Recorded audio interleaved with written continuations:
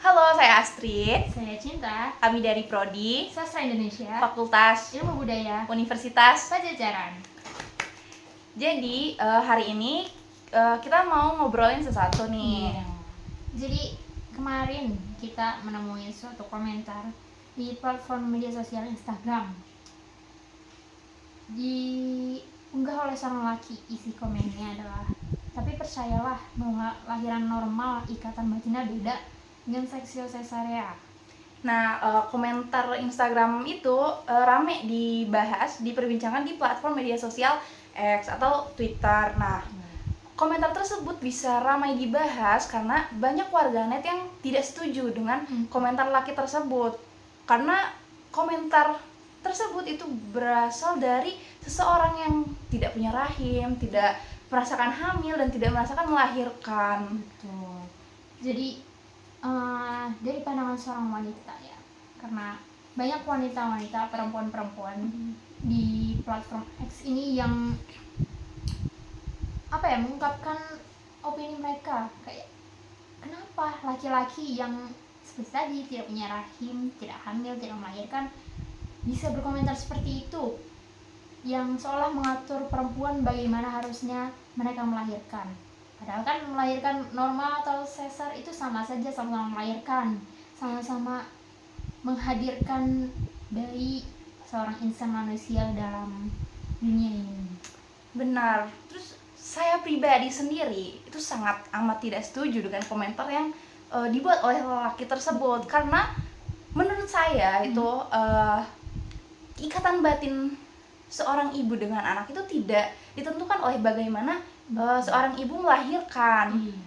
Karena ikatan batin itu menurut saya itu tumbuh, hadir itu dari bagaimana cara orang tua merawat, membesarkan anaknya. Iya, tidak, jadi ikatan batin tidak muncul begitu saja saat anak lahir gitu. Mungkin memang dengan rahmat Tuhan ia akan memberikan seorang ibu sebuah insting keibuan kepada anak-anaknya. Tapi kan ikatan batin tidak akan langsung hadir begitu saja, ataupun ikatan batin akan berbeda hanya karena proses melahirkannya normal atau sesar. Kan tidak.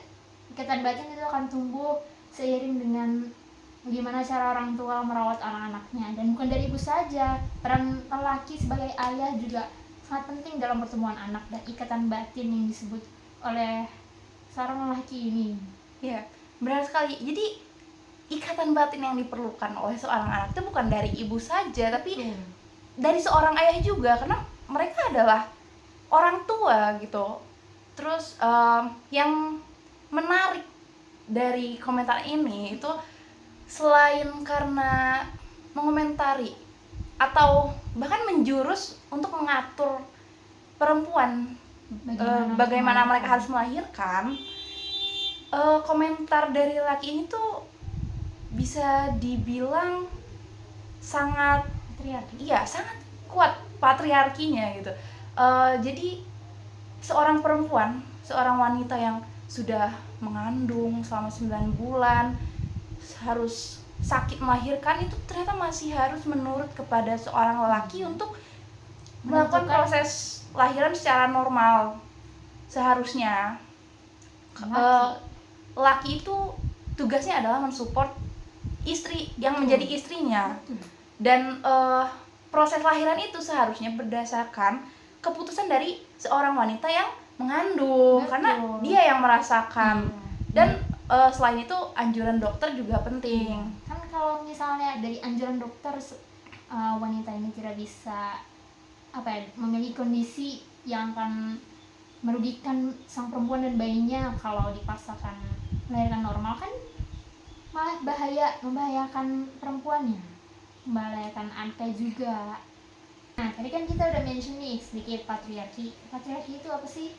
Kalau dari KBBI, patriarki adalah perilaku mengutamakan laki-laki daripada perempuan dalam masyarakat atau kelompok sosial tertentu.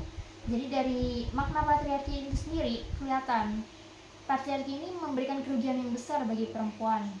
Jadi perempuan tidak bisa mendapatkan hak-hak yang sama seperti laki-laki dalam berbagai bidang, dari bidang ekonomi, bidang politik, sosial, pokoknya banyak deh.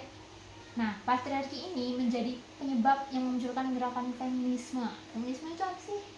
Nah, feminisme itu sebuah gerakan yang umumnya dilakukan oleh perempuan yang menuntut persamaan hak sepenuhnya antara kaum perempuan dan laki-laki. Nah, untuk para pelaku gerakan ini itu disebut feminis. Nah, sebenarnya feminisme ini tujuannya apa sih? Nah, mereka itu gerakan ini itu tujuannya untuk menciptakan adanya kesetaraan gender di masyarakat. Nah, kesetaraan gender ini itu sebuah pandangan bahwa semua orang harus mempunyai kesempatan, sumber daya, dan pengetahuan yang seimbang, serta menerima perlakuan yang setara dan tidak didiskriminasi berdasarkan identitas manusia yang bersifat kodrati.